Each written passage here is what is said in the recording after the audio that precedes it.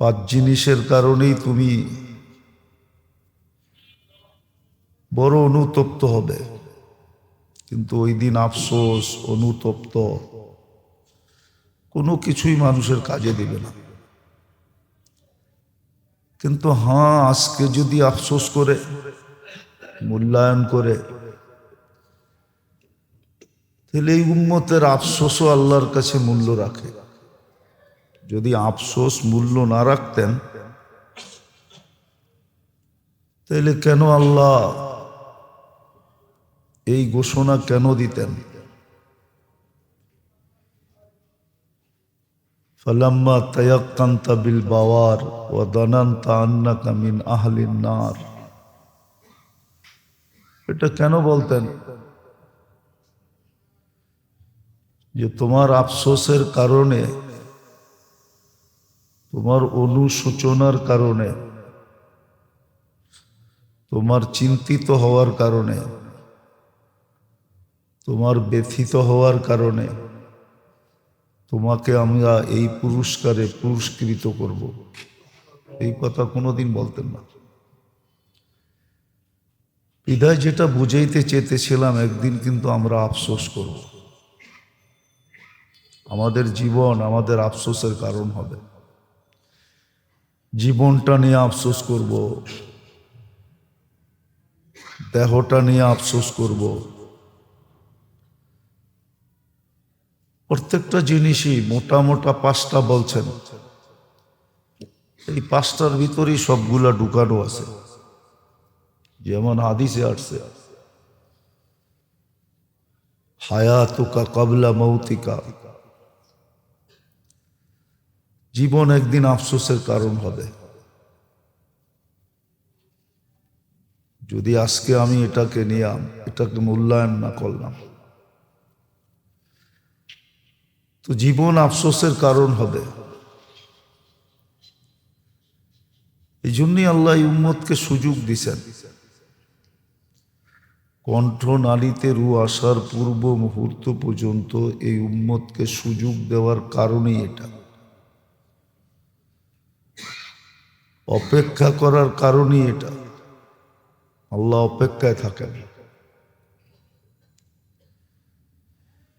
যদি অপেক্ষায় না থাকতেন, তাহলে এই কথা বলতেন না, ইন আতানি লাইলান কাবিলতু। সারাদিন পার হয়ে যাওয়ার পরে যখন রাত্রে ফিরে আসে, তো আমি গ্রহণ করে নেই, বুকে টাইনা নেই, বুকে তুলা নেই। আবার এটা বলতেন না, ইন আতানি নাহারান কাবিলতু। সারা রাত্র কেটে যাওয়ার পরে দিনে যখন আবার ফিরে আসে, আল্লাহর দিকে ফিরে, তো আল্লাহ বলেন কাবিলতু, আমি বুকে টাইনা নেই, আমি গ্রহণ করি। এটা কোনোদিন বলতেন না। এই জন্য আফসোস একদিন মানুষ করবে, খুব করবে, এক একটা জিনিস নিয়ে করবে। আর বললাম না, কোরআনে এটা সুস্পষ্ট।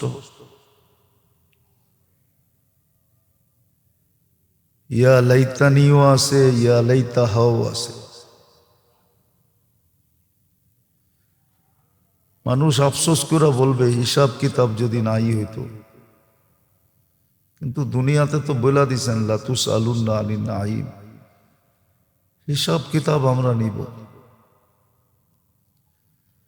আবার মুক্তি পাওয়ার পদও বইলা দিছিলেন, রাস্তাও দেখায় দিছিলেন, যে কেউ যদি চায় যে আমি হিসাব কিতাবের সম্মুখীন হইতে চাই না, ওর জন্য রাস্তাও দিছিলেন, এক্সিট দিয়া দিছিলেন, এক্সিট, যে তুমি এই এক্সিট দিয়া বেরিয়ে যেতে পারো। যেরকম বিভিন্ন জায়গায় এক্সিট থাকে, হ্যাঁ, এমার্জেন্সি ডোর, বাহির হওয়ার রাস্তা আছে, ওটাও দেখায় দিছে। ওটা দেখায় দিছেন, বলছেন তাহলে সারাদিন ইস্তেগফার করতে থাকো, মাপ চাইতে থাকো, অগণিত বার ইস্তেগফার করো। পারতেছো না, আপত্তি নাই, কিন্তু সরি বলো, মাপ চাও। তো যেটা আমি বুঝাইতে চাইতেছি, আল্লাহ করুক আমারও বুঝে আসুক, আপনাদেরও বুঝে আসুক। একজনও তৈরি যদি হয়, একজনেরও যদি বুঝে আসে, আর সে যদি তৈরি হইল, তাহলে একজনের কারণেই দুনিয়াটা টিকা থাকবে।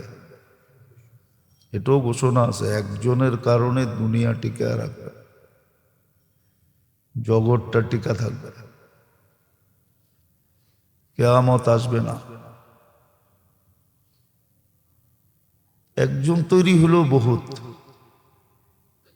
এই জন্য বলছেন লাইয়াহদিয়াল্লাহু বিকা রাজুলান ওয়াহিদান খায়রুল লাকা মিন হুমুরিন নাআম। আরেক riwayate আছে খায়রুল লাকা মিনাদ দুনিয়া ওয়া মা ফিহা।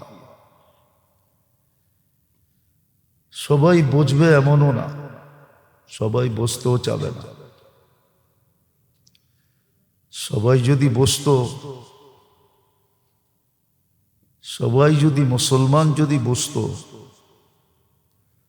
তাহলে তো মুসলমান সমস্ত শিক্ষার আগে কোরআন শিখতো। আগে কোরআন কোরআন আগে শিখতো, কেননা আল্লাহর কালাম। হ্যাঁ, অনেক সময় এরকমও বলে যে উনি যদি কথা বলে তো আমি বলবো, আবার এরকমও বলে উনি যখন বলছে তো আমি না বলে যাই কই। আল্লাহ বন্দার সাথে কথা বলবে আর বন্দা এটা শিখবে না, এটা হয়ই না। এটা কোনো যুক্তিতে আসে না। যদি আল্লাহকে আল্লাহ মানে, সৃষ্টিকর্তা যদি মানে, লালন পালনকারী যদি মানে যে আল্লাহ আমার লালন পালনকারী, আল্লাহ আমার সৃষ্টিকর্তা, আল্লাহ আমার রক্ষণাবেক্ষণকারী, আল্লাহ আমার নিরাপত্তা দাতা, এরকম এই শব্দগুলা যদি মানে, তাইলে এটা কোনো মতে যুক্তিতে আসে না, সে কোরআন শিখবে না। শুধু পড়া শিখবে না, তর্জমা সহ শিখবে। নাইলে কি বললো বুঝবে কি করে? কি বললো বুঝতে হবে না। আগের যুগে তো চিঠি পড়তে না পারলে যে পড়তে পারতো তার বাড়ি পর্যন্ত হাইটা যেত, দেখি চিঠিতে কি লেখছে, ঠিক না? হ্যাঁ, তর্জমা সহ শিখত। কিন্তু না, ৯০-৯৫ তো কোরআন পড়তে জানে না।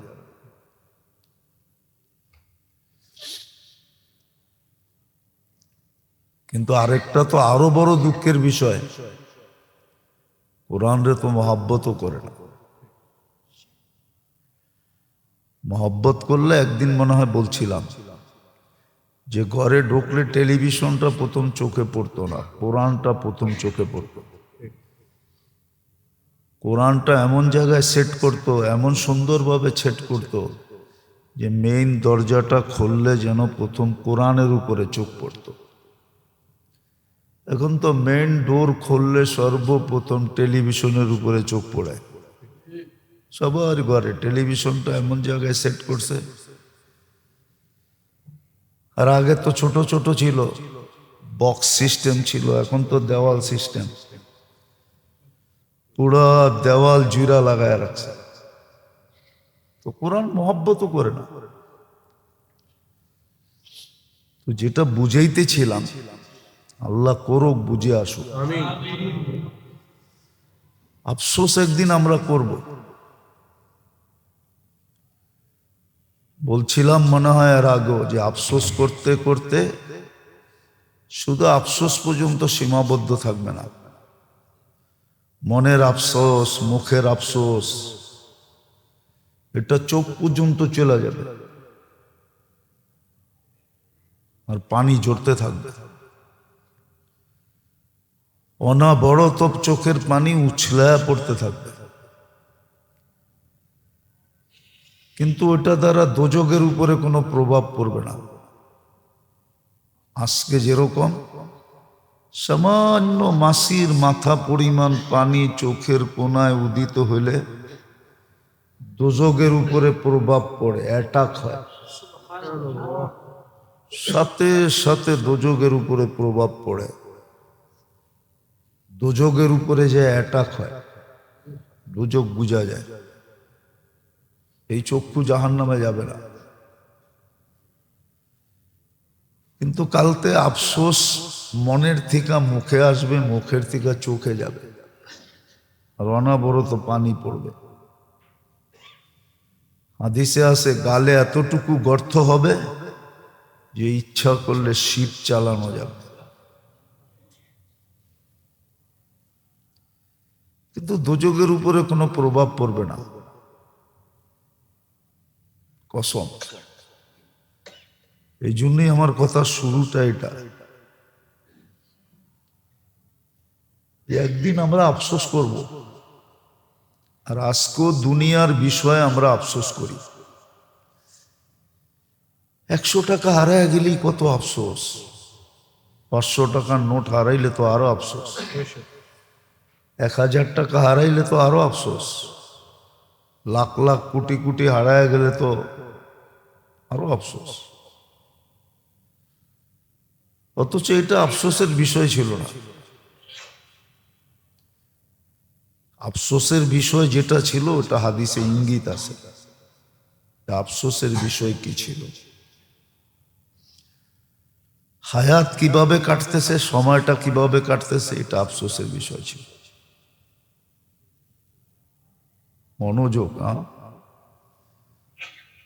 আফসোসের বিষয় ছিল সময়টা কিভাবে কাটতেছে।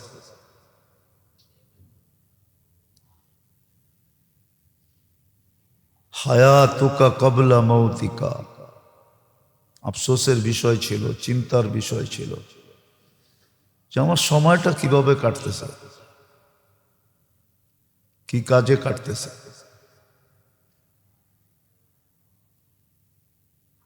কি কাজে আমার সময়টা কাটতেছে, হায়াতটা কিভাবে কাটতেছে। সুস্থতার সময়টা কিভাবে কাটতেছে, শেখাতুকা কাবলা হারামিকা।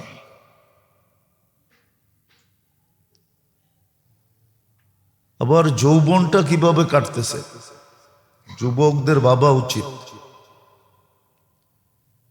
যে যৌবন কিভাবে কাটতেছে। বৃদ্ধদের ভাবা উচিত আমার যৌবনটা কিভাবে কাটছে, এটা ভাবা উচিত।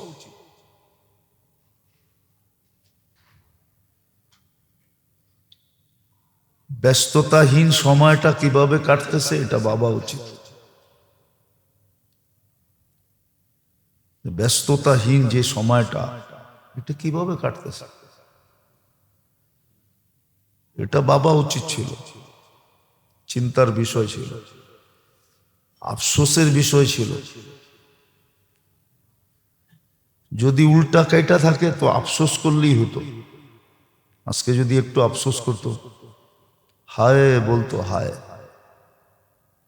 হ্যাঁ হায় জলদি বলতো, হায় আফসোস। যদি বলতো তাহলে বড় দাম হইতো। আফসোসটা তার পর্যন্ত সীমাবদ্ধ থাকতো না, ব্যাত করতে করতে করতে আরশ পর্যন্ত পৌঁছা যেত।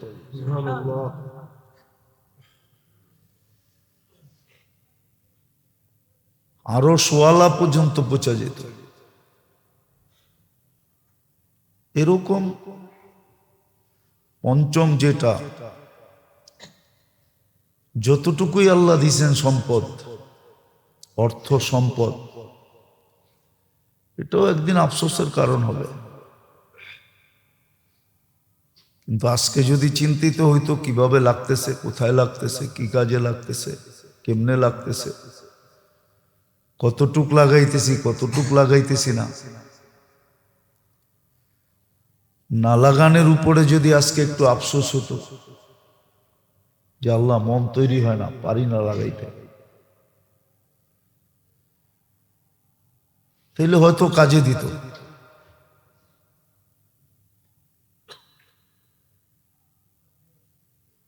এই জন্যই কথার শুরুটা ছিল এটাই, আফসোস একদিন করব। আজকেও করতেছি দুনিয়া নিয়া, যেটা করা উচিত ছিল না। মোমেন মুসলমানের দুনিয়া নিয়ে আফসোস করা উচিত ছিল না। সে দুনিয়া নিয়ে আফসোস করে না, চিন্তাই করে না দুনিয়া নিয়ে। হ্যাঁ, চিন্তাই করে না, দুনিয়া নিয়ে আফসোস করে না। আসলেও খুশি হয় না, গেলেও চিন্তিত হয় না। কিন্তু হ্যাঁ, যেটা নিয়ে আফসোস করা দরকার ওটা নিয়ে তো আফসোস করে না।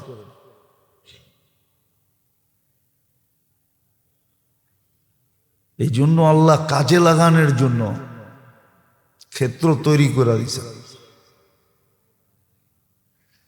অনেক সময় মানুষ বলে টাকা তো আছে, লাগামো কই? টাকা তো আছে, ব্যবসা বাণিজ্য তো ভালো না, দেশের পরিস্থিতি তো ভালো না, কোন জায়গায় লাগায় লস খামো? বলে না? না, মনে হয় বোঝেন না বাংলা।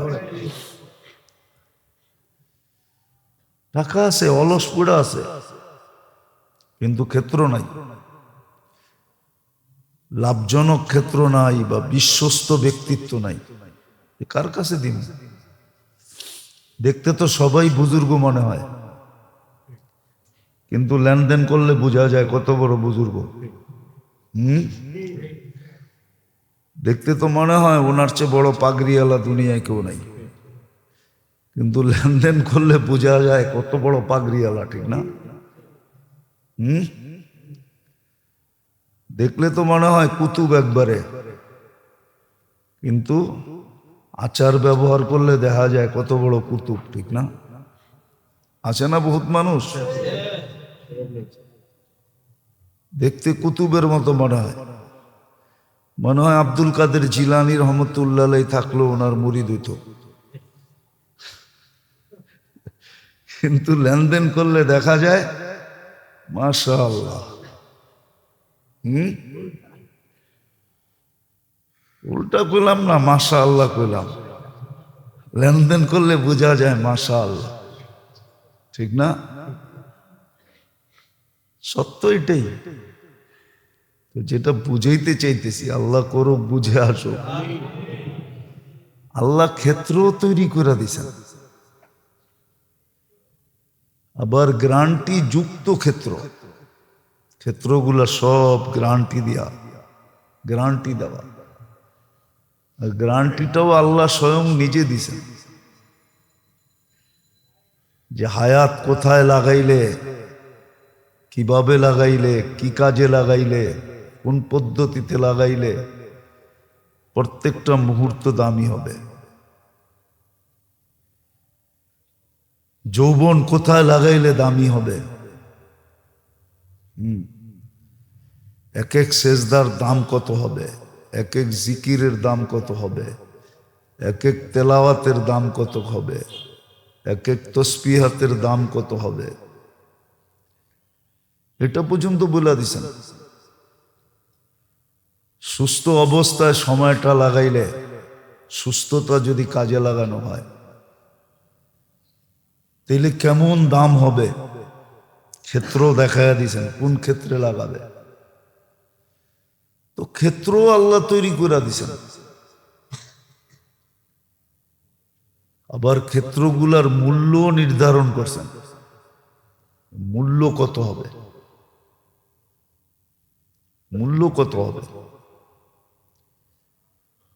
এরকম অবসর সময়টা কোথায় লাগাবে?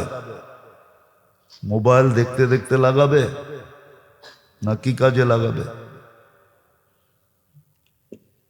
আমি তো বলি আর কি, জানি না বলাটা সত্য না মিথ্যা, না আমার ধারণা হয় শয়তানের আগে যদি মোবাইল আসতো তাহলে মনে হয় শয়তানের শয়তান হইতে হইতো না।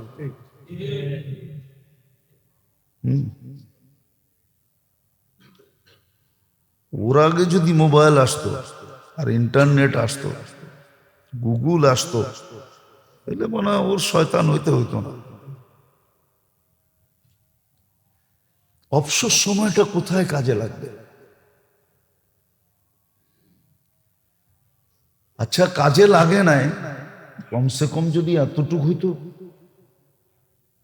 যে আমরা ইস্তেগফার করতেছি, আল্লাহর কাছে মাপ চাইতেছি যে আল্লাহ পারি নাই, ধোকার কারণে পারি নাই। আবার আল্লাহ দেখাইও তো দিছে যে ধোকার বস্তু তোমার ভিতরে রাখা আছে।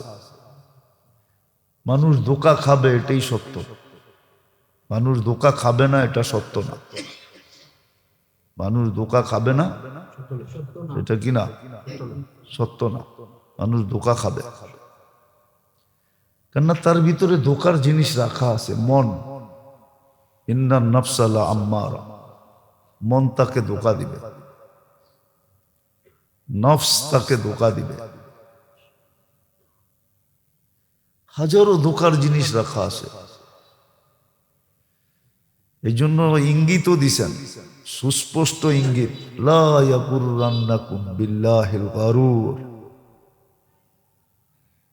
ধোকার জিনিস কিন্তু চতুর্দিকে ছড়ানো ছিটানো, কিন্তু ধোকা খায়ও না, জেনে না ওটি সব ধোকা।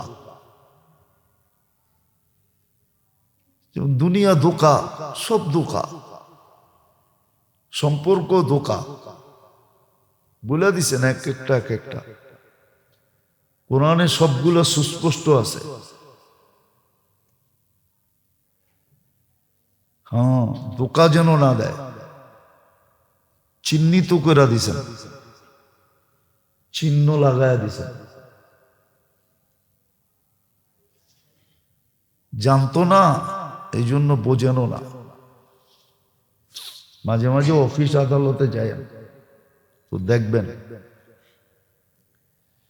ওসির অফিসে, ওসির কামরায় গেলে তো দেখবেন সে যেই থানার ওসি, ওই থানার ম্যাপ লাগানো আছে তার পিছে। আবার ওই থানার ভিতরে কোন জায়গাগুলা বেশি ক্রিটিক্যাল ওইখানে মার্ক করা আছে, চিহ্ন দেওয়া আছে। ওইখানে লাল সবুজ চিহ্ন লাগানো আছে। আল্লাহ এরকম নির্ধারণ করে দিছে, আমাদেরকে চিহ্নিত করে দিছে। ওইখান থেকেই মানুষ শিখছে, নাহলে মানুষ শিখতো না, মানুষের শিখার সুযোগ ছিল না। আল্লাহ চিহ্নিত করে দিছে কোন কোনগুলা ধোকা, তোমাকে কিভাবে ধোকা দিবে এটাও বলে দিছে। এই জন্য মেরে দোস্ত ক্ষেত্র তৈরি করে দিছেন যাতে আফসোস থেকে বেঁচা যায়। মূল্যায়ন করি আর আফসোস থেকে বেঁচা যায়। নাহলে যদি মূল্যায়ন না করলাম একদিন আফসোস করতে হবে। আমার আফসোস কারো কান পর্যন্ত পৌঁছবে না। মানুষ তো মানুষই, সত্য এটাই। মানুষ মানুষকে বেশি দিন মনে রাখে না, আপনজনই আপনজনরে মনে রাখে না, আপনজনই আপনজনরে মনে রাখে না। নাহলে যদিও কথাটা অনেক সূক্ষ্ম হবে, আপনারা বুঝবেন কিনা আমি জানি না। দুনিয়া ওই দিনই শেষ হয়ে যেত যেদিন মুহাম্মদুর রাসূলুল্লাহ দুনিয়ার থেকে চলে গেছেন। ওই দিনই জগৎটা শেষ হয়ে যাওয়ার কথা ছিল। ওনার দুনিয়ার থেকে চলে যাওয়া, দুনিয়া শেষ হয়ে যাওয়া উচিত যুক্তি বলে।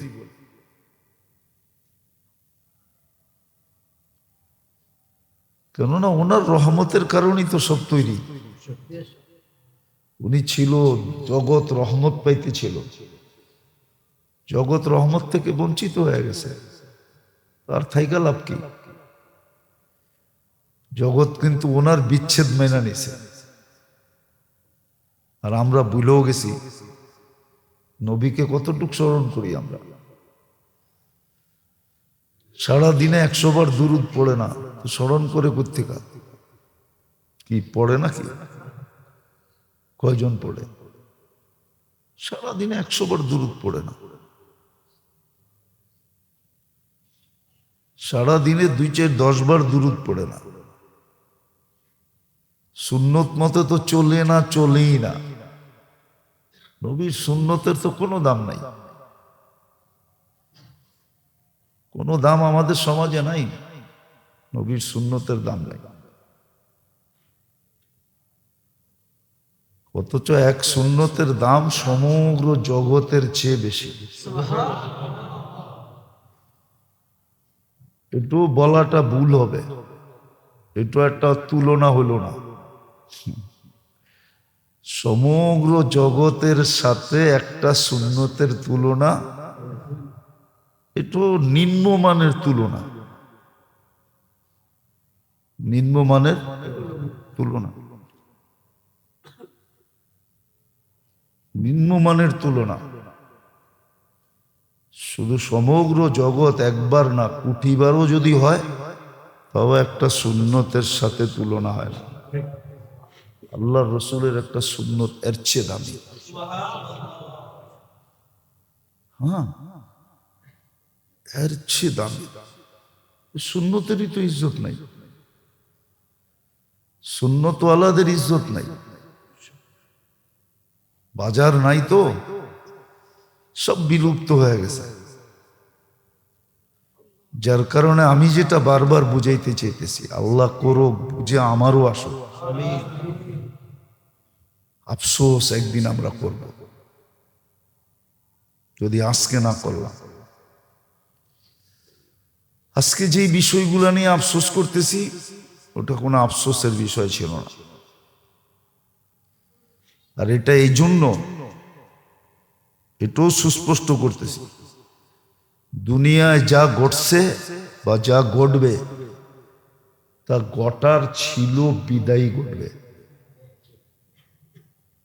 মানে এটাকে তকদির বলে, লেখা ছিল, বিদায়ী ঘটবে। দুনিয়ায় যা ঘটতেছে ঘটছে, আর যা ঘটবে বলে না, যা ঘটে নাই তা ঘটা ছিল না, বিদায়ী ঘটে নাই। আর যা ঘটছে ঘটার ছিল, বিদায়ী ঘটছে। এটা নিয়ে আফসোসের কিচ্ছু নাই। এই জন্য কোরআন আমাদেরকে বুঝাইছো যে এরকম যদি কিছু ঘটা যায় তো তুমি কি বলবে? কোরআন বলে দিছে, লা ইউসিবানা ইল্লা মা কাতাবাল্লাহু লানা হুয়া মাওলানা। লা ইউসিবানা ইল্লা মা কাতাবাল্লাহু লানা। যা ঘটছে তা লেখা ছিল, বিদায়ী ঘটছে। এটা কোনো অবাঞ্ছিত জিনিস না, আশ্চর্যজনক না, এটা কোনো অতর্কিত জিনিস না, লেখা ছিল, ঘটে গেছে। লা ইউসিবানা ইল্লা মা কাতাবাল্লাহু লানা। এই জন্য শিখাইয়া দিছে, শিখাইয়া দিছে। এই জন্য উচিত, আমরা তো ইন্না লিল্লাহ পড়ি শুধু মানুষ মরে গেলে, ঠিক না? হ্যাঁ, এটাই তো। হ্যাঁ, কি সত্য তো? আসলে এটা ভুল। ইন্না লিল্লাহ সারা দিনে একবার হলেও কমসে কম পড়া চাই। কয়বার? সারা দিনে একবার হলেও পড়া চাই।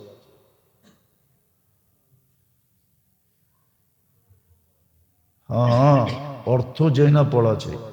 ইন্না লিল্লাহ ওয়া ইন্না ইলাইহি পড়া চাই। বড় সওয়াব হইতো, বড় সওয়াব।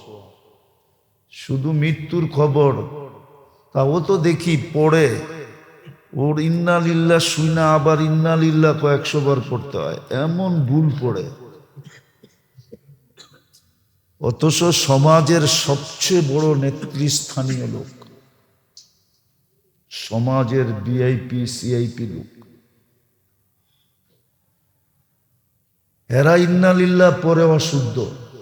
অথচ ইন্নালিল্লাহ বড় সোয়াবের জিনিস ছিল, ডেলি একবার পড়া উচিত ছিল কমসে কম।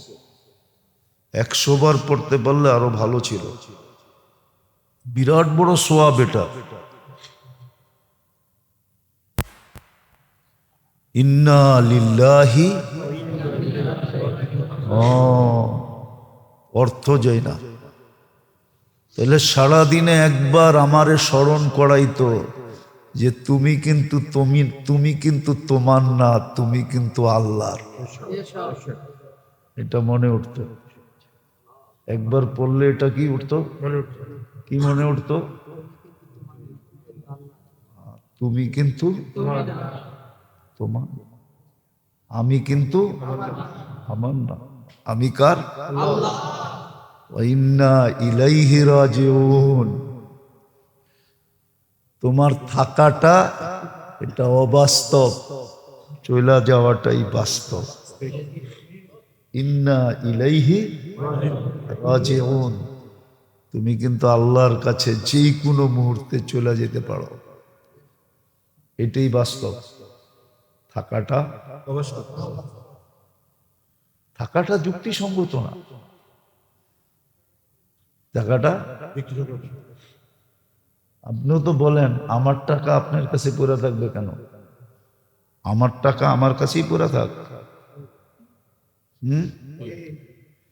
আমার জেবেই থাক, গরম লাগলে আমার শরীরেই লাগুক, আপনার শরীরে লেগে লাভ কি? আপনিও তো বলেন, ঠিক না? তা আমি কার? আল্লাহ। এটাই তো বুঝাইতে চাইতেছে, ওয়া ইন্না ইলাইহি। একবার হলো ডেলি পড়া উচিত ছিল, কিন্তু সবাই অপেক্ষা করে কোন সময় মৌতের খবর শুনবো তখন পড়বো। কিন্তু এটা মৌতের খবরের জন্য যেরকম পড়া ছিল, এরকম এটা ডেলি কমসে কম একবার হলো পড়া দরকার ছিল।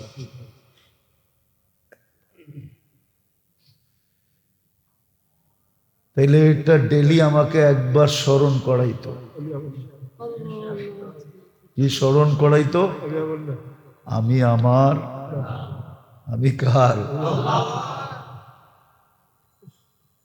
ওয়া ইলাইহি, আমি যেই কোনো মুহূর্তে ওনার কাছে যেতে পারি। এই জন্য আমাকে মূল্যায়ন করা উচিত। আফসোস আজকে করা উচিত। এই জন্য আছে, কিছু লোক ছিল, এখনো মনে হয় আছে, খুঁজলে পাওয়া যাবে, কিন্তু কোথায় যে পাওয়া যাবে এটাও জানি না। ওরা কোথায় লুকায় আছে জানি না। সচরাচর যাদেরকে দেখি এদের ভিতর তো দেখি না। কিছু লোক আছে যাদের মাথা সারাদিন নোয়ায় বসে থাকে, সারাদিন চিন্তা করতে থাকে, আফসোস করতে থাকে, সারাদিন আফসোস করে। এই জন্য আল্লাহ রসুলের সিফত ছিল মুতাওয়াসিলাল আহসান, 24 ঘন্টা চিন্তিত থাকতেন, দুঃখিত। আমরা বগরে বগ বলি, ঠিক না? আরবিতে বগ, বগরে কি বলে জানেন? এটা তো জানেন না। আরবিতে বগের শব্দ জানেন কি বলে? কি? মালিকুল হাসিন, দুঃখের বাদশা। ও যেরকম এক ঠ্যাং উঠায় মাথা নিচের দিকে দিয়া যে পানির মধ্যে দাঁড়ায় থাকে, মনে হয় দেখলে বোঝা যায় ওর মতো দুঃখী তো কেউ নাই। এই জন্য আরবিতে ওর রূপরেখায় ওরকে বলে মালিকুল হাসিন, দুঃখের বাদশা। আল্লাহ রসুল সারাদিন মুতাওয়াসিল আল আহসান, সারাদিন দুঃখিত, মাথা কখনো উপরে উঠতেন না, হাসলেও মুস্কি হাসির উপরে যেতেন না। মুস্কি হাসি আসলে এটা হাসি না, এটা এটা হাসি না। যদি এটাকে হাসি বলে, এটাকে বলে অপারগতার হাসি। হাসতে তো চাই না, কিন্তু একটু না হইলে আবার মানুষ কি বলবে, এই জন্য অপারগতার হাসি এলো মুস্কি হাসি। আল্লাহ রসুল সব সময় ব্যথিত থাকতেন, চিন্তিত থাকতেন। ওনার নিজের জন্য ছিল না, আমাদের জন্য ছিল। আমাদেরকে এই অভ্যাসে অভ্যস্ত বানাইতে চেয়েছিলেন, উম্মত যেন এই অভ্যাসে অভ্যস্ত হয়, উম্মত যেন ভাবার আগে ভাবে। এই জন্য কোরআনে ইঙ্গিতও আছে, হাদিসও আছে। ওমর রাদিয়াল্লাহু তাআলা আনহু খুব সুস্পষ্ট ইঙ্গিত দিছেন, হাসিবু ক্বাবলা আন তুহাসাবু। কোরআন বলছিলেন কাফা বিনফসিকা লিয়াউমা আলাইকা হাসিবা। সব সুস্পষ্ট ছিল,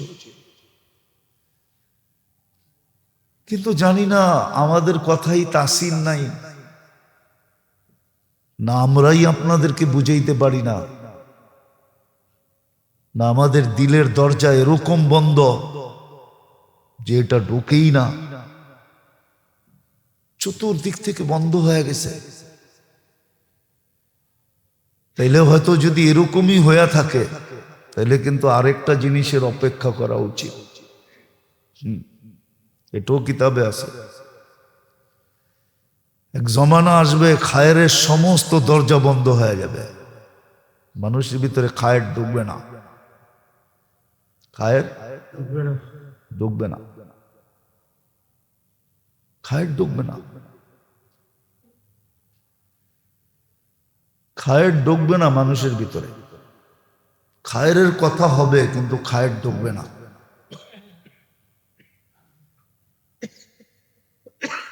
খায়ের বোঝেন তো? আবুল খায়ের বুঝেন না, খায়ের ঢুকবে না।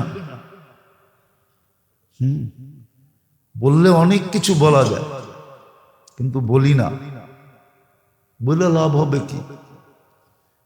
কবির কথাই তো সত্য, কিসসে কাহুঁ কুন সুনেগা কাবিলে সামিয়া নেহি, কিসসে কাহুঁ কুন সুনেগা। বোঝেন উর্দু? একটু তো বোঝেন না, একটু একটু তো বুঝার দরকার ছিল, ঠিক না? কিসসে কাহুঁ কুন সুনেগা কাবিলে সামিয়া নেহি। কাকে বলবো, কে শুনবে?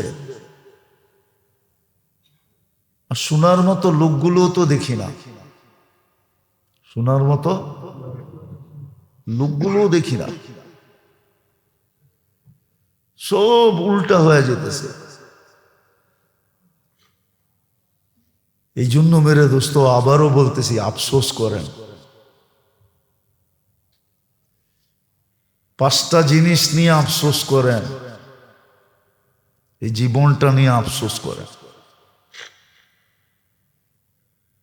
কাজে দিবে, বললাম না একটু আগে, পারি না, তাও রাস্তা দেখায়া দিছেন, এক্সিট দিছেন। তুমি পারো না, তারপরও তোমার জন্য এক্সিট আছে, নিরাপদ এক্সিট, নিরাপদ রাস্তা।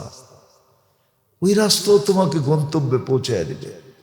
ইস্তেগফার করো, সারাদিন মাপ চাও, শুধু মাপ চাইতে থাকো, মালিক পারি না, মাপ করে দেন না, মাপ চাইতে থাকো। এই জন্য আল্লাহ একদলের মানুষের প্রশংসা করছে, ওয়াফিল আসহারি হুম ইয়াস্তাগফির।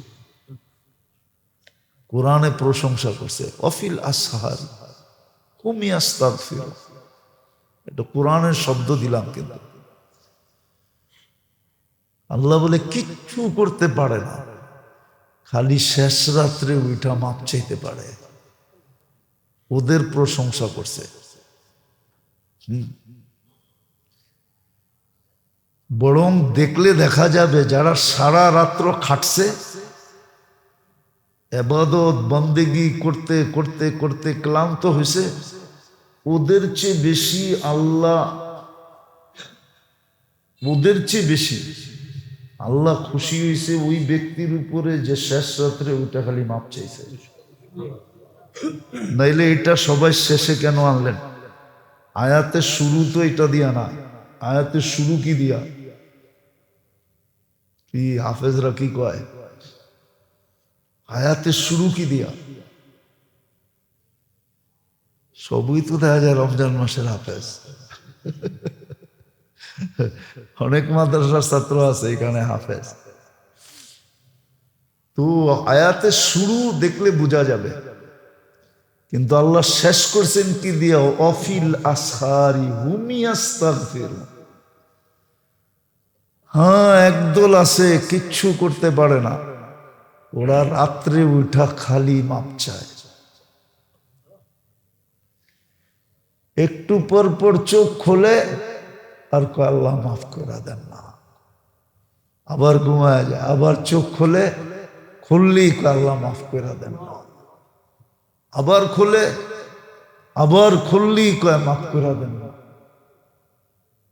আবার খোলে, আবার খুললেই কয় মাফ করে দেন না। আল্লাহ বলে এটা আমার কাছে সবচেয়ে বেশি প্রিয়।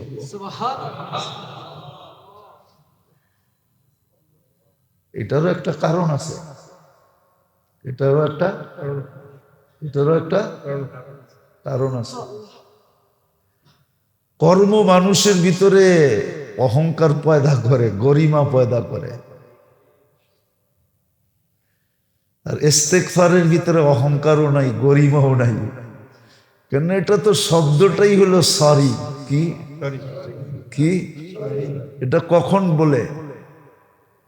হ্যাঁ, আগেরটা সবই ভুল,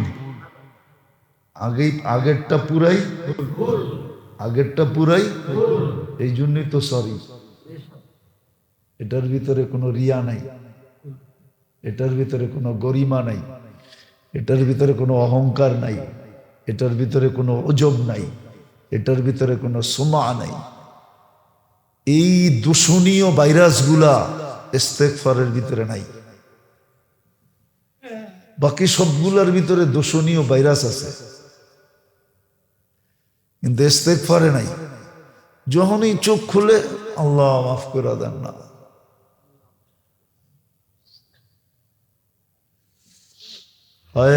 জন্য খানদানি ভিক্ষুক 4 গুণ লাগে। কয় গুণ? খানদানি ভিক্ষুক বুঝেন? বাস্তবই হয় কি ভিক্ষুক, 4 গুণ লাগে। সবার কাছে চাওয়া, কি সবার কাছে চাওয়া, সব সময় চাওয়া, সব জিনিস চাওয়া, সব জিনিস বুঝেন? এমনকি বিড়ি সেট টানটা পর্যন্ত চাওয়া, যে আমারে বিড়ির শেষ টানটা দিয়ে। হ্যাঁ, আর সর্ব অবস্থায় চাওয়া, সুস্থ অসুস্থ। ঠিক ইস্তেগফার এরকমই। ইস্তেগফার আল্লাহর কাছে বড় পছন্দনীয়। এক্সিট দিছেন, নিরাপদ এক্সিট। পারো না, অসুবিধা নেই, মাপ চাও। তো যেটা আমার কথা শুরু ছিল, আল্লাহ করুক আমার বুঝে আসুক, আমাদের বুঝে আসুক। হয় জীবনে যেন একবার হইলো এরকম ইস্তেগফার মুখ দিয়ে আসে, একবার হলো চোখের একটা ফোঁটা কখনো গড়ায়া পড়ে, নাইলে বড় আফসোস করতে হবে। ওই আফসোসের থেকে বাঁচানোর জন্যই আল্লাহ আমাদেরকে আজকে বুঝাইতে চাইতেছেন যে ওই দিনের আফসোসের চেয়ে আজকে আফসোস করো। যেমন হাদিসে আছে, মানুষ আফসোস করতে করতে কিয়ামতের মাঠে নিজের শুধু আঙ্গুল চাবাবে না, এই পর্যন্ত খায়া ফেলবে, এই পর্যন্ত, ওর হুঁশই থাকবে না, শুধু চাবাইতে চাবাইতে খায়া ফেলবে, হুঁশ থাকবে না, কিন্তু কোনো কাজে দিবে না। কিন্তু আজকের আফসোস কাজে দিবে। এই যে রজব মাসটা চলে যেতেছে,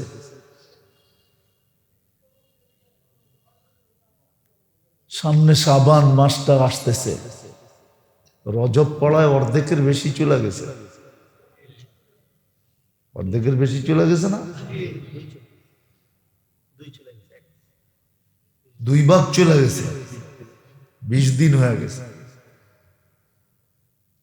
এই যে চলে গেছে, এই মাসটা আমার জন্য আফসোসের কারণ হবে।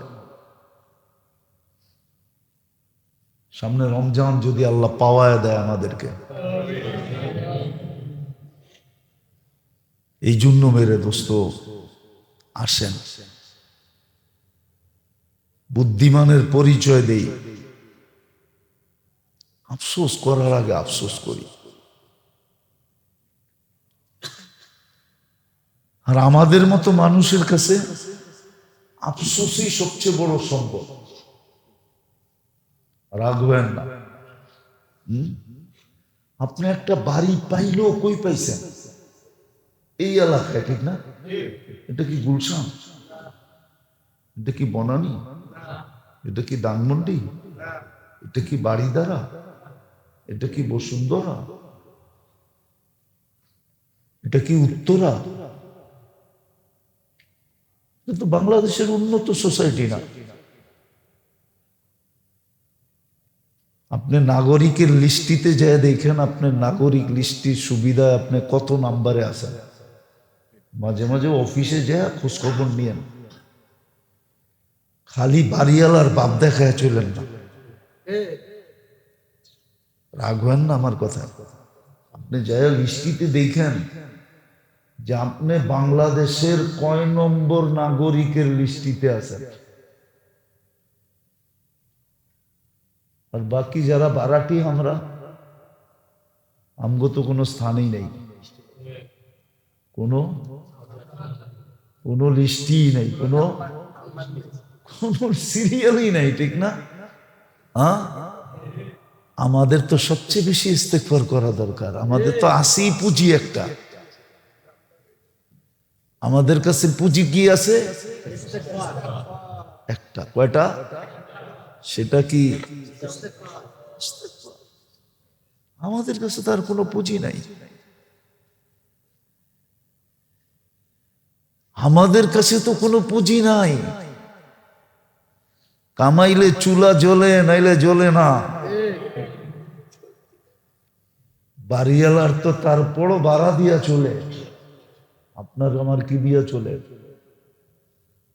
আমাদের কাছে তো আসেই একটা, তারপরও কেন পড়তে চান না? কেন ইস্তেগফার করতে চাই না? কেন আফসোস করি না? সুযোগ তো দিছিলেন, আমরা তো খুব পারতাম, খুব পারতাম, খুব পারতাম। আর এটা দিয়ে যে আল্লাহ খুশি ছিল, এটাও তো ঘোষণা ছিল। সত্য এটাই, যুক্তি এটাই বলে। এই জন্য আমাদের কাছে তো আসি শুধু আফসোস। কি আফসোস? আফসোসটাই আমাদের সম্বল ছিল। আমরা সারাদিন আফসোস করতাম আল্লাহর কাছে, এটাই আমাদের সম্বল ছিল, এটাই আমাদেরকে দিছিলেন যে অল্প দিয়া তোমরা পার হয়ে যাবে। কিন্তু আফসোস, না বুঝাইতে পারলাম, না আমরা বুঝতে পারলাম। আল্লাহ আমাদেরকে বুঝার তৌফিক দেয়। এই জন্য মাসটাও চলে যেতেছে, সামনে কতটুক পাবো না জানি না। রমজান পর্যন্ত পৌঁছবো কি পৌঁছবো না তাও জানি না। কিন্তু যেই মুহূর্তটাই হাতে আসে এটাকে কাজে লাগানো চাই, নাইলে একদিন ওই যে শুরুতে বলছি না আফসোস করব, কিন্তু ওই দিন আফসোস কোনো কাজে দিবে না। আজকে আফসোস বড় কাজে দিবে।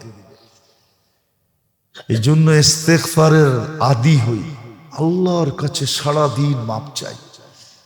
আরে বাংলায় চান না, আরবিতে চাইতে হবে না, বাংলায় চান। মাপ চাওয়ার অভ্যাস বানান, যেন মন সারা দিনই কয়েকবার নিজের থেকেই বলে যে আল্লাহ মাফ করে দেন।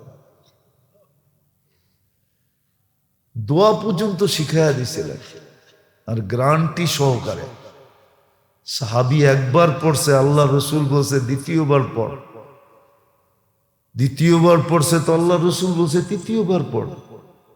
তৃতীয়বার পড়ছে তো সুসংবাদ দিছে সব মাফ। মাগফিরাতুকা আওসাউ মিন দুনুবি রাহমাতুকা আরজা ইনদি মিন আমালি। এতটুক দোয়া তিনবার পড়ছে, আল্লাহ রসুল বলছে পিছের গুনাহ মাফ। আসে শিখতে হবে। ডেলি নিজেকে জাহান্নাম থেকে 100বার মুক্ত করা যায়। কত? 100বার। আপনি 400 বার পড়েন, 100 বার মুক্ত হবেন। বলবেন একবার হইলেই তো হইল, আবার 100 বারের দরকার কি? হ্যাঁ, আছে দোয়া। আল্লাহুম্মা ইন্নী উশহিদুকা উশহিদু হামালাতা আরশিকা ওয়া মালাইকাতিকা ওয়া জামিউ খালকিকা আন্নাকা আনতাল্লাহু লা ইলাহা ইল্লা আনতা ওয়াহদাকা লা শারীকা লাক ওয়া নাশহাদু আন্না মুহাম্মাদান আবদুকা ওয়া রাসূলুক। ইমাম বুখারী ওনার কিতাব আছে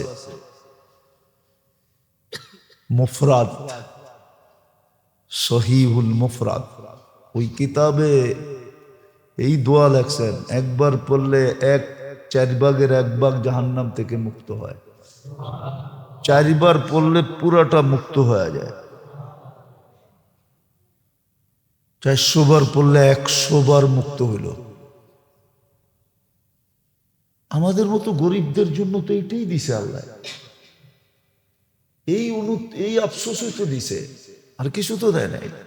এটাই তো পুঁজি, এটাই তো কাজে লাগানো উচিত ছিল। যারা দুনিয়া পাইছে